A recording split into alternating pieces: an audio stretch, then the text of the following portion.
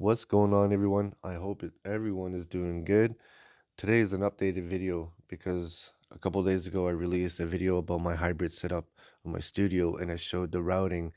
And I realized sitting here the other day that my routing in my software and then inside my DAW is completely wrong. I've had this compressor for 4 years. Sorry about that. And I realized I was sitting here thinking, why do I have to solo my drums if I want to run my drums to the compressor? Why can't I compress the drums while listening to the whole mix?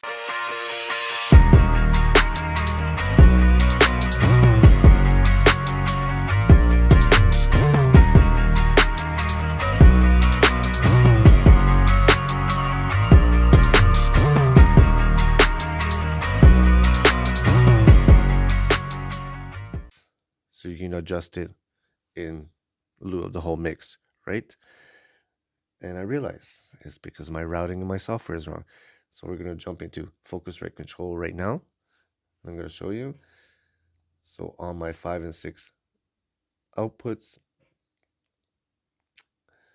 I had it set differently, but now it goes to DAW playback and it's 5 and 6. So out of my interface from 5 and 6 into my compressor, and out of my compressor into the input of 5 and 6, so my audio interface. So the physical routing was still correct. That part was fine. It's just inside the software, I had it differently. So let's close that off. And let's go to Cubase. And inside Cubase, at the audio connections, or studio audio connections, yeah, I had to add another output bus, which is my VLA2, which is my compressor, which is 5 and 6.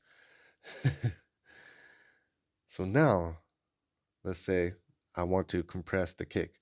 Now this song, everything's already been compressed and everything like that, so I'm doing double compression here, but it's just for example for the video. So on my kick, well, before we go to the kick, I just want to add another track there. And we're going to go comp left, which is already selected because I want a mono for my kick. So I'm just going to call it kick comp, right? And then we go to the kick, bring up my channel, and because C has already been mixed, and I already have it separated, but for the example of the video, I'm going to go choose my VLA2, go back to the channel that we audio track that we just created so we can record, and then press record.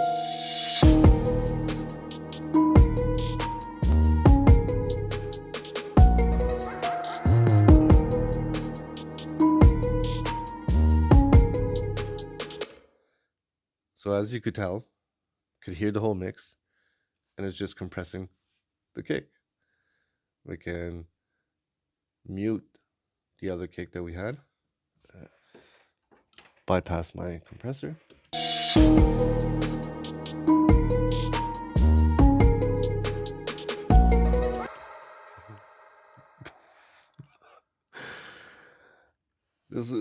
I was sitting here for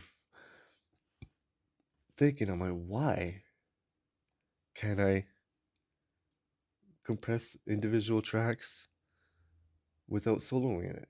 And finally, I'm able to do that. So let's remove this for now.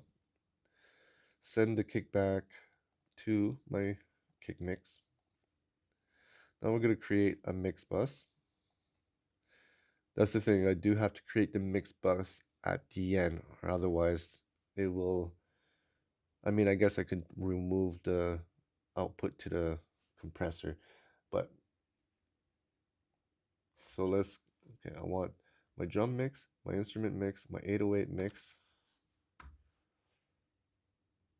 and we're going to add a group track to select the channel, stereo, we're going to call it mix bus, and we're going to want the VLA2, add track. So we're going to solo the mix bus. Let's solo the snare reverb because I do want to add that. We're going to add another channel, audio, whatever you want to call it. We're going to want to go comp, think we want this to go to stereo out. I'm going to be compressing the whole track. I'm only going to do a little bit for you guys, but unmute this one.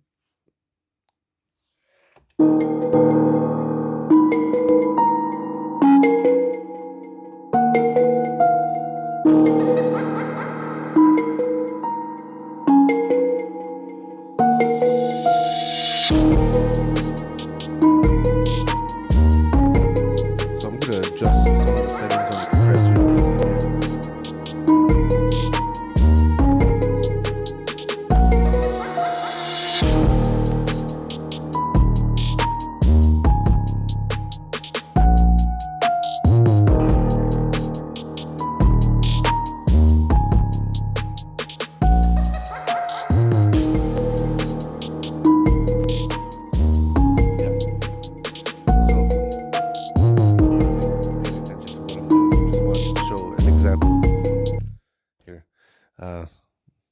Since it's hard to hear my voice while the music is playing. But yeah, I wanted to apologize for the video the other day because my routing it was wrong. The physical routing is fine, but inside the software and inside the DAW was wrong. And I don't have Cubase Pro, otherwise I would be able to make it even easier. I could just send it as an insert. But I don't have Cubase Pro, so this is the way I have to do it. But now I can compress individual tracks while still listening into the whole mix in this entirety. So you do an adjustment while in concept of the mix and not soloing. Because just because it sounds good solo doesn't mean it fits with the mix, right? So that's the video. I hope you enjoyed it. Hope you all have a good day. Thanks for watching. Please like, comment, and subscribe. Peace out.